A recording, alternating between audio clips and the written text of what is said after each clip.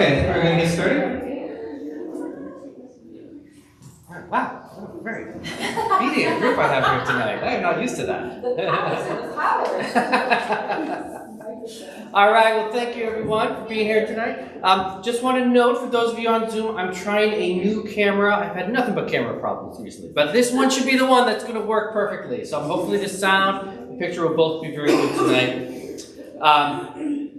In the room with us tonight is Monica Rowe, a middle grade novelist whose work focuses on rural experience, disability representation. She has been here all this week as the visiting author for the Hemm Visiting Author Program. This is a every other year event that we do, and I've been really happy to be able to have it coinciding with the Final Thursday reading series, so that I think this is like the culminating event, right? The official public reading. So, anyways, it's been great to have Monica around. So we may have seen her in classes already. I got to have lunch with her. She's been kind of exploring the Cedar Valley during her week here, and she's someone who likes to explore, having spent time in Alaska and South Carolina and in very, very remote areas of Alaska too. So we were talking to them about this. So anyways, I'm really looking forward to hearing her read tonight. Also just want to say we have copies of her book Air that are available in the back for purchase, and I'm sure she'll be glad to sign them for you afterwards. We will have a little bit of time at the end of the reading for a Q&A, so if you have any questions, be thinking about that as we're going through.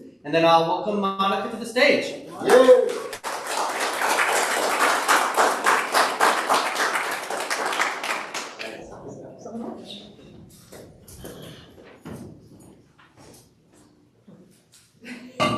Like sticking right up there.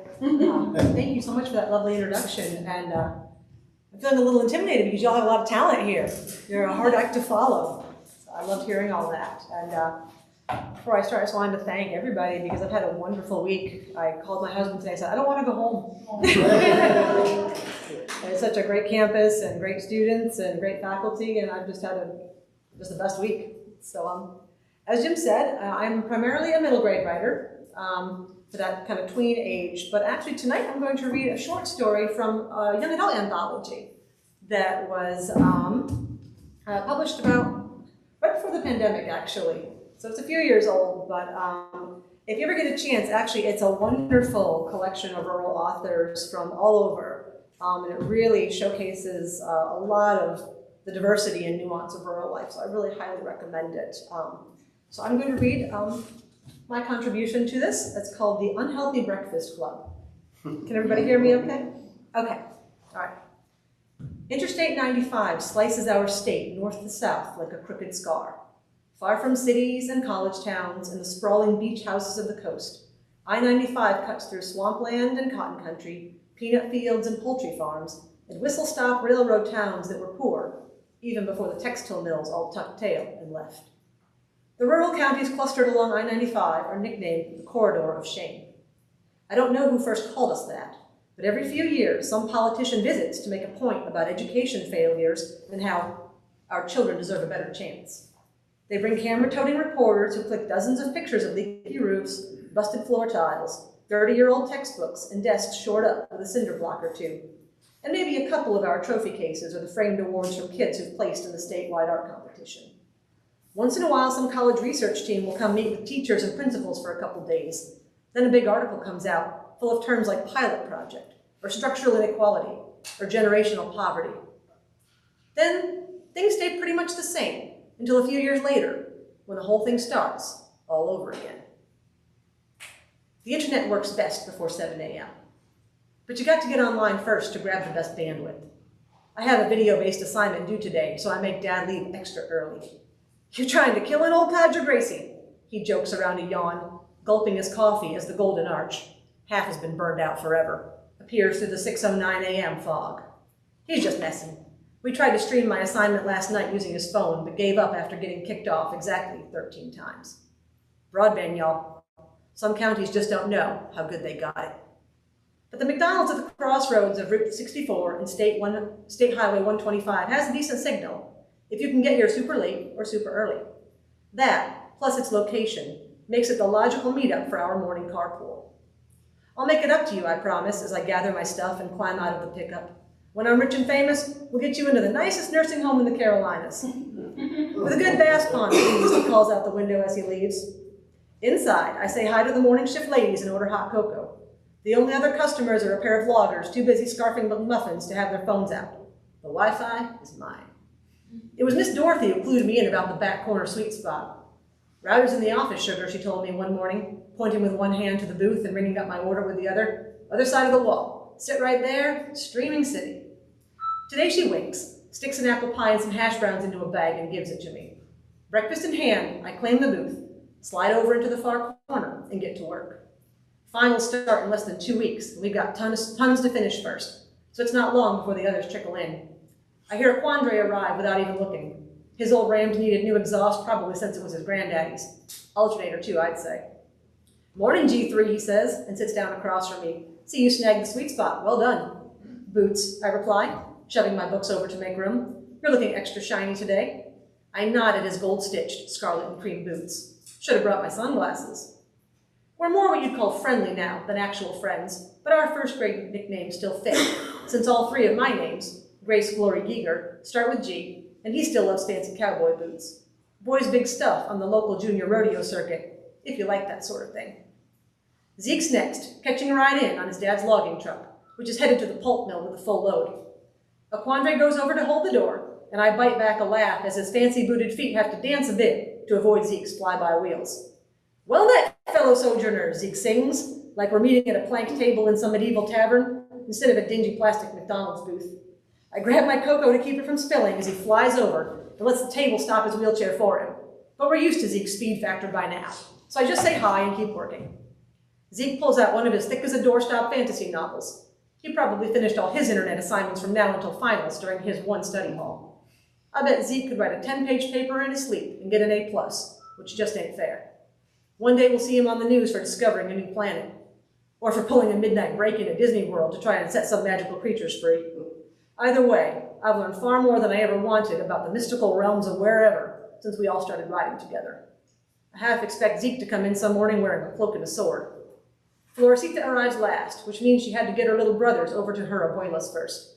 She says hi to her auntie, who's manning the fryers, and Aunt Inez slips her a bulging bag and a huge coffee before ducking back to get orders up for a crowd of boot-stomping loggers. Flor comes over and thumps the bag onto our table. Brain fuel. She sits, pops in her earbuds, and fires up her old tablet. Flor doesn't mess around when it comes to schoolwork. Lembas bread and butterbeer, Zeke crows. All hail the Unhealthy Breakfast Club. He upends the greasy bag with a flourish, sending paper-wrapped lumps skittering. Dude, I sigh, as we all scuffle for the chicken biscuits. I don't think it's legal to have this much energy before 7 a.m. Zeke laughs and snags the last chicken biscuit. Here, he says, handing it to me. You clearly need this more than me. The boy has a point. Aquandre devours half a breakfast burrito and scoops up a hash brown. I haven't eaten this bad since, like ever. No offense, Flor, he adds loudly so she can hear him. It sure fills up a hollow. We all know what he means. The bags of free food from Flor's aunt have been great for keeping us fueled as we head toward finals. Less great on our stomachs. But food is food, so we all keep munching and get back to work. Eat hearty, adventurers, Zeke grins around a bite of biscuit, for the capital awaits. Our Zero Dark 30 study group didn't happen by choice. We've known each other forever, not hard to in a country like Barndale. And Flor and I both live in the Cypress Grove Mobile Home Park on the back loop of Daisy Flinch Road. But we're all about as different as you can get, other than being short on internet and long on worries about all those random little expenses that our Hammerland scholarships don't quite hit. Hammerland's a private school in the big town, 2 counties west. Mostly for rich kids, but they give a few scholarships to kids in our county through some rural outreach. It's a great opportunity, but over an hour each way, and the school doesn't provide a ride. Instead, it put the Barndale kids' parents into contact to leverage and collectivize your transportation resources. When Aquandre turned 17 last October, our parents decided we should all just carpool with him every day. He's the only one old enough to legally drive a truck full of minors, so we all pay him gas and wear and tear money. It's easier on our parents, for sure. For us, it's been sort of like opening 4 random pens at the zoo and shooing a bear, an otter, a coyote, and an elephant all into one fake habitat, then expecting them all to be instant best friends. The internet gets good at mile marker 32. 2 hours later, we get to school. where the parking lot always makes it impossible to forget how much separates us from most other Hammerland kids. The drop-off line is jam full with Audis, BMWs, Infinitis, more V8 and leather seats and understated chrome than I've ever seen outside a dealership. The few pickups, huge and new, have clearly never hauled hay. The student lot's no different. I know it's wrong, but I catch myself judging kids when they casually climb out of cars that cost more than my home. They wear them so easy, like the perfect clothes and the trips they talk about like it's no big thing. Machu Picchu, Vail, Lisbon was okay. I've never even been to Dollywood. Like usual, Aquandre parks in the furthest corner of the lot that's partly shaded by tall hedges. He dropped Zeke off closer, but Zeke always says no. Honestly, we all prefer it this way. We know how Aquandre's truck sticks out. Also, the long trek over to the school's front entrance gives us time to spread out. The rest of us shuffle bags and gather cups while Aquandre lifts Zeke's wheels from the flatbed. I hand Zeke his backpack once he's swung down from the truck. He slings it over the chair's hand grips, then shades his eyes and gazes at the shiny cars inching past the entrance. Another day, he says. Fare thee well, District 12s. Zeke's jokes about Hammerland being the capital made more sense after he convinced me to watch the Hunger Games one afternoon while we waited for Floor's play practice to get out. It was pretty good, but I'll still take Nat Geo or a Popular Mechanics podcast. Stuff is good, any day. As we cross the lot, Floor slips away, earbuds still in, to join a few theater kids. Aquandre lengthens his stride and heads over to some student government buddies. Zeke and me go a few more yards together until he starts eyeing the smooth, perfect sidewalk that runs beside the school. He's obviously itching to play a little before the bell. Pop curbs, practice that moving wheelie he's been perfecting. Accessible architecture isn't exactly the norm out where we live, and Zeke loves cutting loose when he can. Catch you later, I tell him, and he hurtles off with a quick backward wave. Just like that, it's almost like we didn't arrive together at all. Gracie, someone calls, you dropped these. I turn and see John Conover IV holding 2 purple leather juggling balls that must have fallen from my pack. I really need to fix that rip. I stuff the balls back into a different pocket of my bag. Thanks. John paces me as I beeline for the doors. How many are you up to these days, he asks. 4, maybe? Lie. I can do 5 with my eyes closed, 6 on a great day. But I'm not giving him any reason to ask me to show him a new trick. Nice. I just nailed 4 too, he says. Though I didn't ask. We still need to try duo sometime, yeah? Then the bell rings, thank God. Maybe, I say, sometime. How about never, I think. I stride ahead of him and escape into the crowd and through the doors.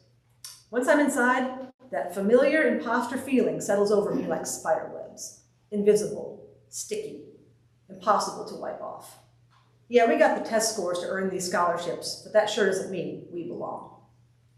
I never much thought about it before I came to Hammerland, but maybe corridor of shame isn't so wrong.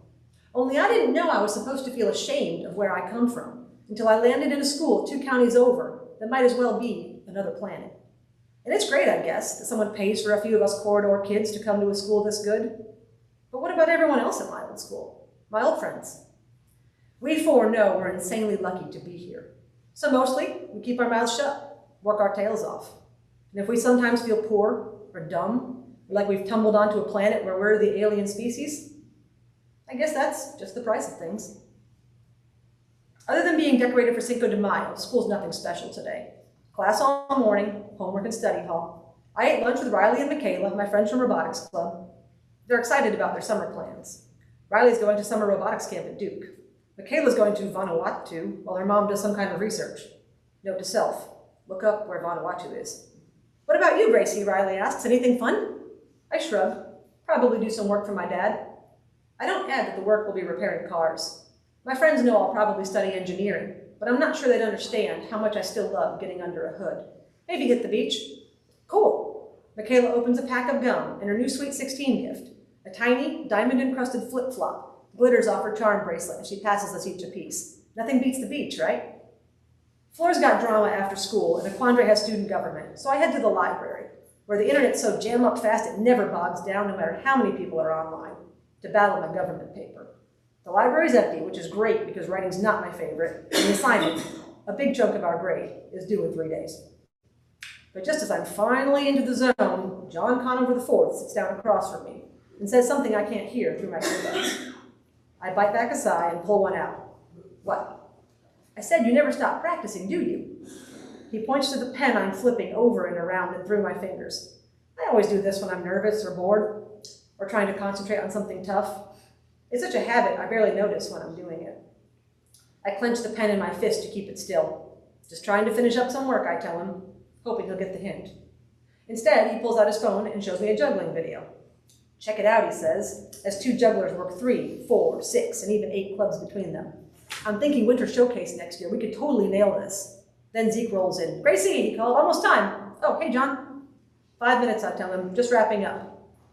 Zeke pulls up and he and John start talking about some role-playing game they're both into, while I pop my earbud back in and write a couple more paragraphs, resisting the urge to stop typing and flip my pen every 30 seconds. When I get to a stopping place and close the computer, John tries to get me into the conversation, but I give him one-word answers until he finally gets up and tells us bye. Think about it, Gracie, he says on his way out. Winter showcase, duo act, epic. Not likely, I mutter under my breath. Zeke gives me a funny look. Time to go, I say, right? I gather my stuff and we head out. I know Zeke's wondering why I was so chilly.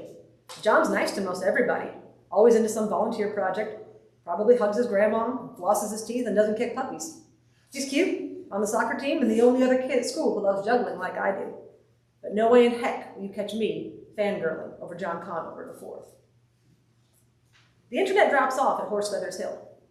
Okay, Zeke says, as we ride home a few days later, you know what today is, team? Good thing, bad thing time. Who's got one? Crap, it's Friday. We all groan, but mostly from habit. Only Zeke could have invented this weekly good thing, bad thing talk. Everybody felt weird doing it at first. But today, Flor speaks right up. Tuesday, she says, glancing up from her open biology notebook. Cinco de Mayo. Zeke looks confused. Good thing? Bad thing. You mean the cafeteria enchiladas? Flor snorts and slams her notebook shut.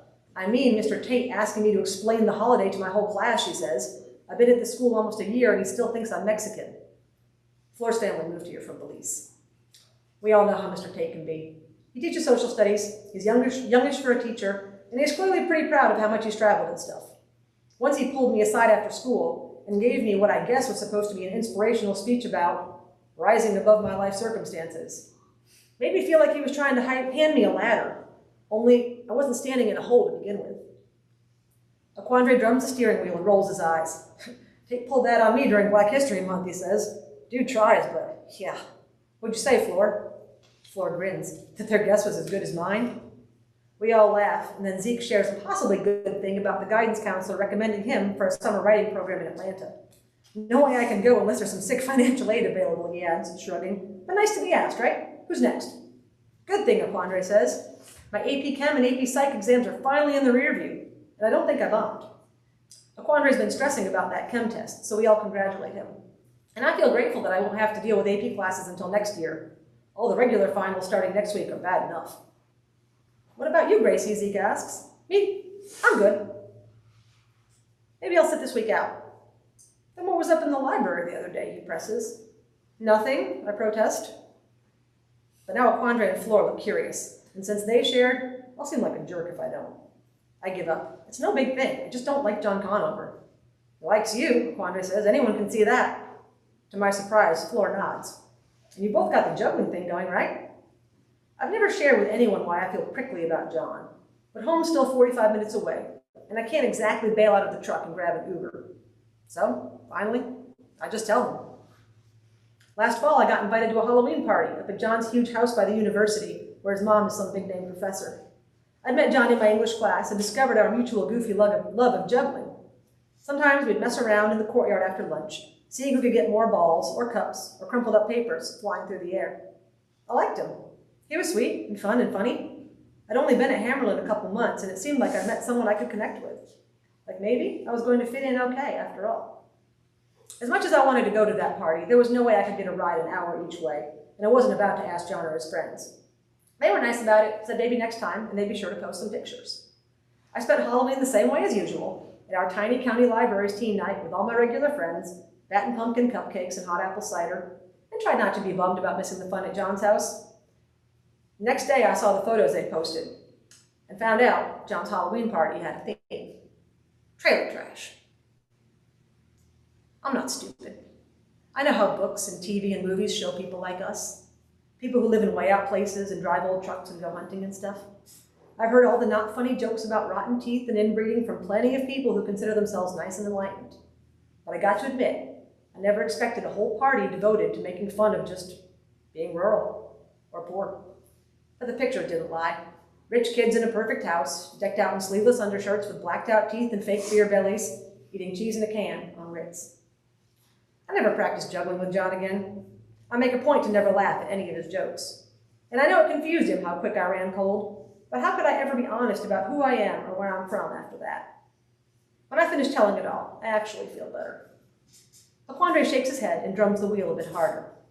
Flora looks annoyed, but not surprised. Zeke's quiet at first, then he pulls one of his brick-thick fantasy books from his backpack. "Behold, the Tome of Enlightenment, Grasshopper," he says, tapping the cover. We all give him blank looks. "Why do you think I love reading books like this?" Zeke persists. "And don't you dare say because you can magic away a wheelchair," he adds, rolling his eyes. We wouldn't. We've all seen how it irks Zeke when people say shit like that. "Help me out," I beg, "or you know I'll just point out all the things that are mechanically impossible in those books of yours." Philistine. Zeke rolls his eyes good-naturedly, like he's trapped in a truck of endearing amoebas. What are fantasy books about? Kids from the sticks who become heroes. And when they get picked on or pitied for being from some District 12 backwater, you root for them even harder. You know everyone who gives them crap will get karma in the end. I'm no fantasy expert, but I have to admit that makes some sense. Flora, who does read some fantasy, nods.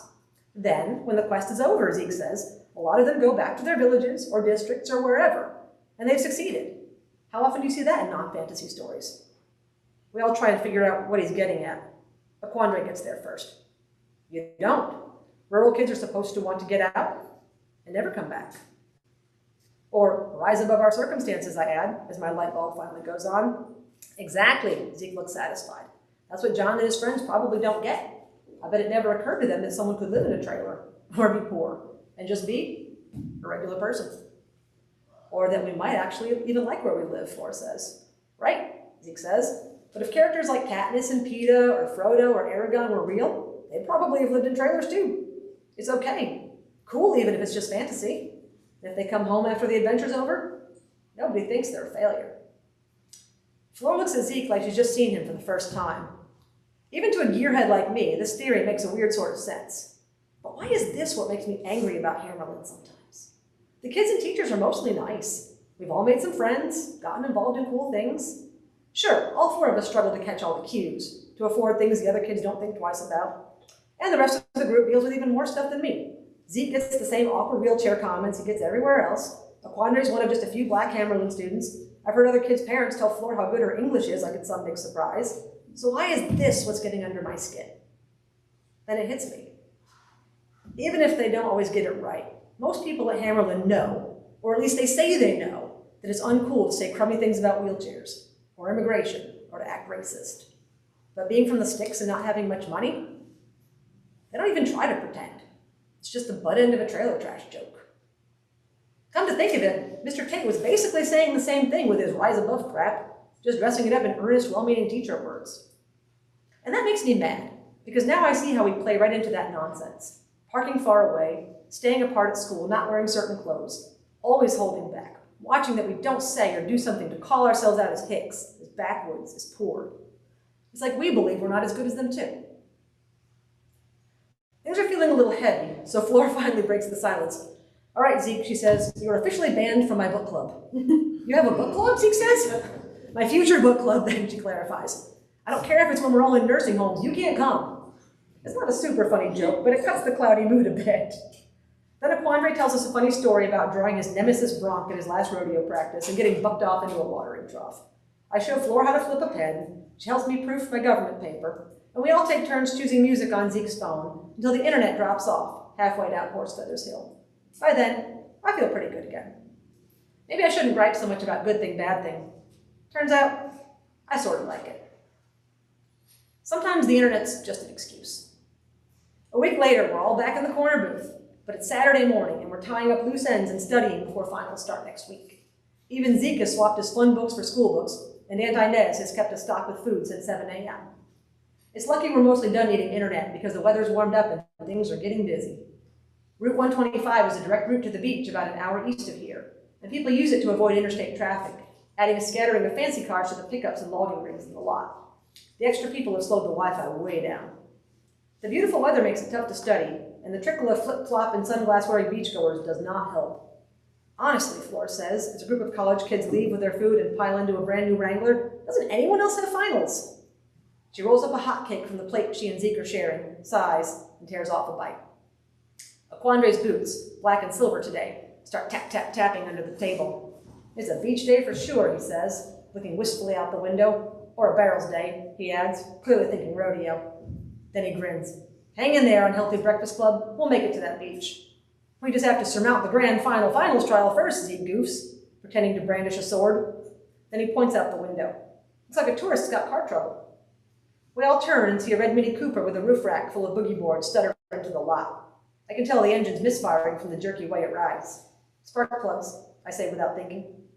The car parks and 3 kids from Hammerlin get out, all wearing shorts and flip-flops. It's Nate, Spence, and Michaela. Then John climbs out of the driver's seat. My stomach does a little twist as they come inside. John's got his phone out. I know Dad renewed my AAA, he says, but I can't catch a signal. Michaela sees us. Gracie, she says, coming over. You all headed to the beach too? Before I can think of an answer, everyone else follows her. Flora says hi to Spence, who she knows from theater. Car trouble? Aquandre nods toward the lot. Yeah, John says, it's like it's got no power. Looks like no beach for us today. You think I can get a tow way out here? Yep, Aquandre says, but you may not need one. Yeah? You know cars? Nope, cars aren't my thing. But it's your lucky day. There's an expert right here. The guys look to Zeke, who shakes his head and points at me. Part of me wants to let them call a tow and miss the beach. Clearly, none of them need to worry about doing well on finals to keep a scholarship. But then, I notice a look I've never seen on John Conover IV's face before. Uncertainty. He's in a situation where he doesn't have all the answers. A place he doesn't wear easy and loose. Spence and Nate and Michaela sort of have the same look. It's surprising to see, but I know how it feels. Besides, I can't let them call a tow for such an easy fix. I shrug. I could take a look, meet you out there in a sec. You still got that toolbox in your truck? I ask Aquandre when they've gone outside. He does, and he walks out with me to get it. He winks as he props the Cooper's shiny hood when I pop it, and then hands over tools as I ask for them. John and Nate hover, trying to quarterback as I rummage through hoses and wires. Finally, Aquandre shoos them off with a blunt, she's the expert. Maybe let her get to it? It's the spark plugs like I thought, and they're not even broken, just dirty. Super simple. I brush out the crud, then retighten them, let the hood slam just a tiny bit harder than necessary. Crank it up. John turns the key, and when the engine roars to life, I feel like I'm secretly roaring too. Michaela high-fives me. Badass, girl. John looks surprised. Thanks, Gracie. That was impressive. Not bad for trailer trash? Aquandre's eyebrows go up. Everyone goes quiet. John looks confused. What? My heart's thudding in my ears. But suddenly, I don't care. These guys are on our turf now. They'll get to the beach today because I fixed their car when no one else could. I think I've earned the right to say a thing or two. I take a deep breath. Living in a trailer means someone doesn't have as much money as you, I say. It doesn't make someone trash. What do you mean? Your Halloween party was not cool. Trailer trash, remember? Now everyone looks a little embarrassed. John blushes. It was just a joke. His voice is way less confident than usual. Not a funny one. Besides, I add, because now I might as well go big or go home. I live in a trailer. Am I trash? John blushes redder. I didn't mean you. Aquandre steps up beside me. I live in a trailer too, he says, calm and friendly. Did you mean me? John glances through the window at Flora and Zeke watching us. I can practically hear gears clicking as he puts together the pieces. It probably never occurred to him that anyone who lived in a trailer on a red dirt road could be in class beside him, let alone be a girl he wants to juggle duo with or ask to his parties. Maybe he remembers how I stopped being friendly with him right after Halloween. Well, now he knows why. You all aren't headed to the beach, he says slowly. Nope. Now I'm not a bit afraid, to be honest. Studying for finals, there's good internet here, and unhealthy breakfast clubs, and we've all got scholarships to keep. John looks at me, and I think maybe he actually gets it. Sort of. I'm sorry, he finally says. I guess I never thought. I decided to cut him a break. We're cool. Maybe we'll try duo this fall. Enjoy the beach. Maybe we can all go sometime, Michaela says. Mom and I don't leave for a few weeks. Then she adds, when I get back, I totally want to learn how you fix the car. Sure, I tell her. Then Aquandre and me tell them bye and head back inside. Dang, you three, he says. You're full of surprises, ain't you? The sun's higher now, and I let myself enjoy the way his dark eyes sparkle in the mid-morning sun. Always, Boots. You should come watch me bronc ride sometime. I should show you how to fix that sorry alternator of yours too. Y'all won't believe this, Aquandre burst out when we get back to the booth. He tells Fleur and Zeke what happened, and Fleur pretend punches him for letting them miss it. Zeke looks like a cat who got the cream. Thus, the nimble-fingered village girl holds the mirror of truth before the young princeling, he says. Excellent tale. I roll my eyes. That's a hot mess even for you, and so not even a real story. Aquandre chimes in. Maybe Zeke should write it, he says, and put us all in there. That might be one I'd actually read, I say, and we all laugh. Then Fleur points outside. Check it out. The Coopers idling right outside the window, and John, Nate, Spence, and Michaela are waving at us. I hesitate a second, then wave back as they pull away. I trade glances with the rest of my friends, and it hits me that, yeah, we really are friends, aren't we? They all look as happy as I feel. And yeah, it'll take us longer to get to the beach this summer, and to all those other places we're working our tails off to get to after that, but we're sure as heck going to do it. And maybe, just maybe, Zeke is right, and we'll do it without turning our backs on who we are or where we're from. Just like those spell-slinging village girls and heroic farm boys from his books. Then I think how funny it is that we're all sitting right here at this beat-up old McDonald's, smack dab in the middle of the so-called corridor of shame. And I feel anything but ashamed. Thank you so much.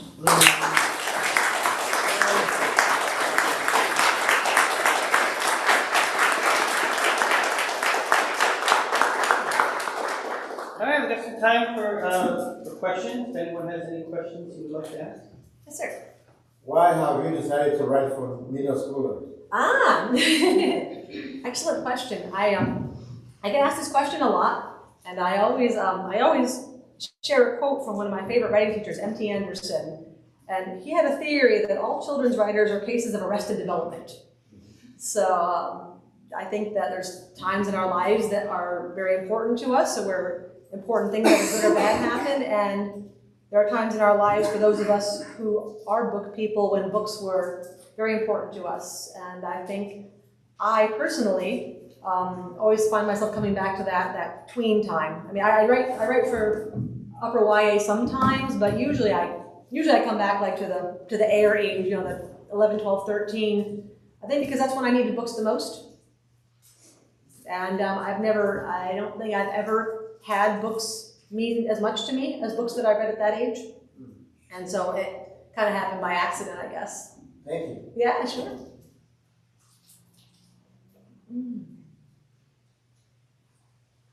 I got a question. So I was really interested in the kind of language that the protagonist in that story was using to talk about class. And the way that she was kind of struggling to find a language to kind of understand that. So I guess my question is wondering whether you think, kids at that age, do they understand? I mean, obviously there's great insights that the characters have. Do they understand that kind of implicitly how class works, do you feel, or is that something that they have to kind of come to figure out or find a way of talking about? I think you can tell having and not having. You know, no matter how old, we learn that's a lesson we learn very young, I think. And I think that, as you say, I think that words for it come later. And I think that class is under-discussed in these conversations of identity and diversity. And I too was a scholarship student, not at a high school, but at a private college. And so this is not true to life in many ways, but it's heavily fictionalized, but there's a lot of truth in it, I guess I would say. And so I do remember being in situations where suddenly I felt like this, and but you didn't quite have the vocabulary for it, because you know something's up, and you know you don't quite speak the language, so to speak. You don't quite get the cues, you know, what are office hours? What's a convocation? You know, all these things that you have to learn on the fly because no one's telling you. And you either sink or you swim, and probably a lot of times you sink when you could have swum if someone, you know, clued you in a bit. And so I think that, yeah, I think it takes time, and I think the more we include class in the conversation, I think the better vocabulary we'll have. Yeah. If that answers your question. No, Yeah. So, yeah. What does advocating for those with disabilities mean to you?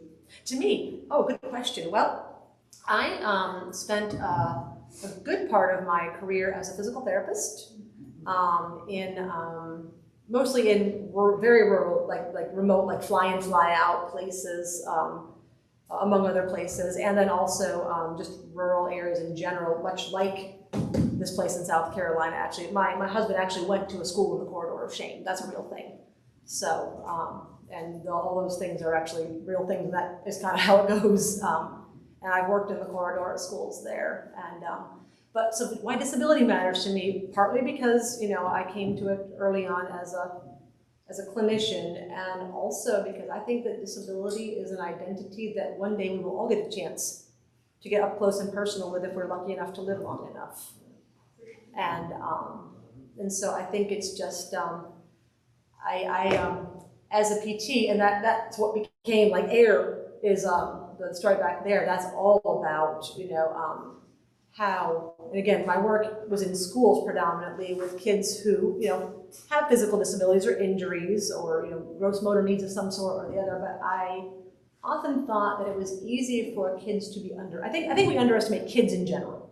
I think adults are very good at underestimating kids, while simultaneously expecting them to shoulder heavy shit that's just like keeps coming and keeps coming. But somehow they're, you know, can't handle this, but and I find that happens doubly so when kids also live at the intersection of being young and experiencing disability. And you know, the Air actually came from that was inspired definitely by some true life experiences that I had, where I guess I was asked to be the intermediary between, you know, a student who really felt that they had the ability to be independent, and a very well-meaning staff that was concerned about liability, concerned about the cost of accessibility, you know, we want to keep you safe because we don't want you to fall and get hurt, you know, and with so many good intentions, accidentally, inadvertently holding the kids with disabilities to a higher standard than everyone else who, if they go out and horse around and fall down on the playground, no one's going to make a big, huge crisis out of it. So I guess it just kind of happened over time, you know, and then, does that answer your question? Okay, got it. You mentioned being a physical therapist. What made you want to switch from doing PT to writing? I was always writing, just not always writing well. And I think so. I came from a working class town and a single mom, and college was going to be my responsibility, and I was strongly discouraged from pursuing anything that was not practical. Bird in hand, here's what you can do, you can earn a living, guess what? And so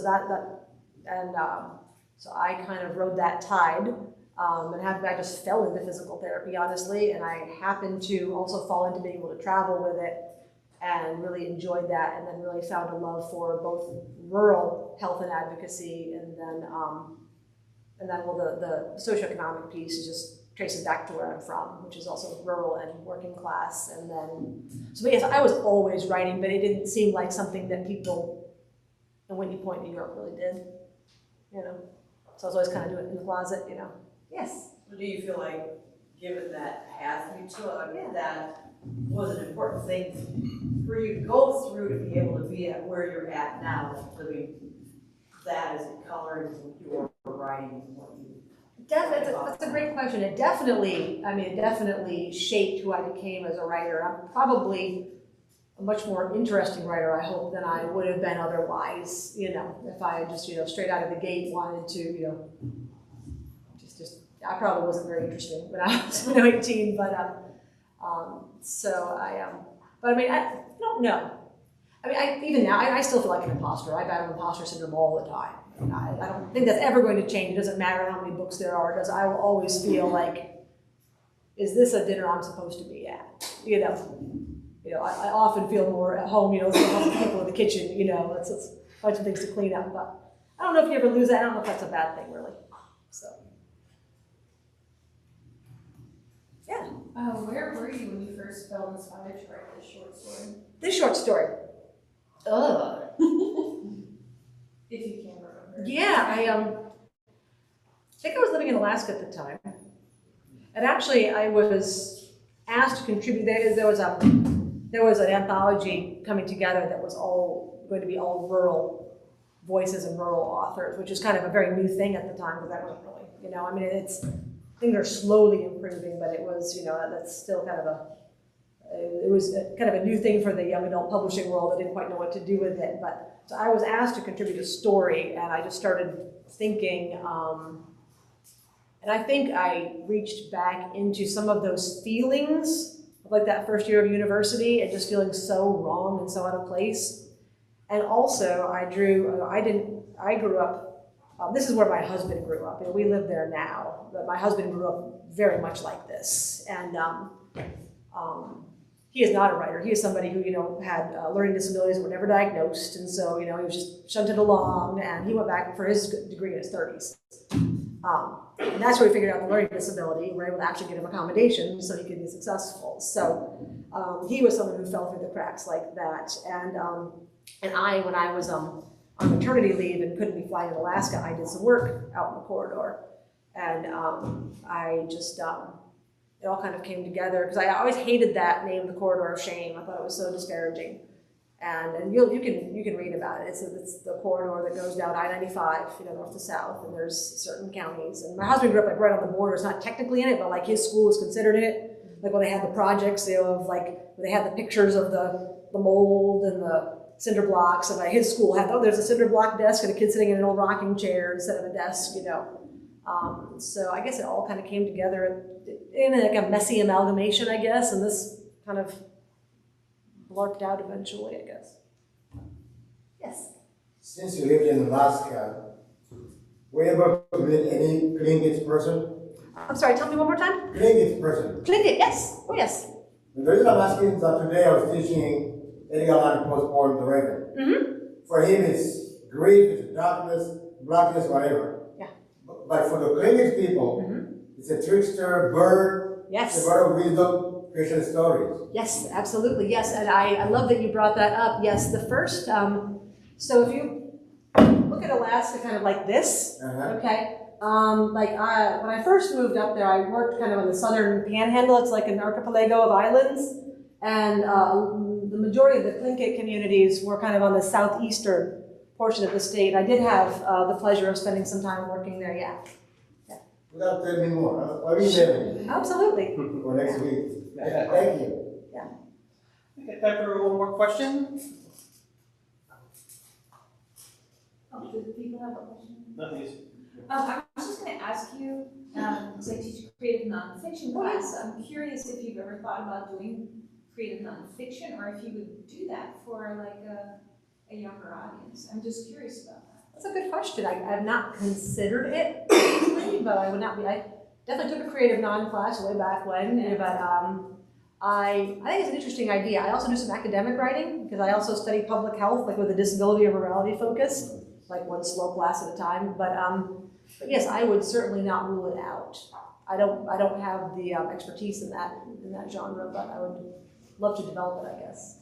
All right. Well, now you can give him the challenge. Yeah. Okay. Well, Monica, thank you so much.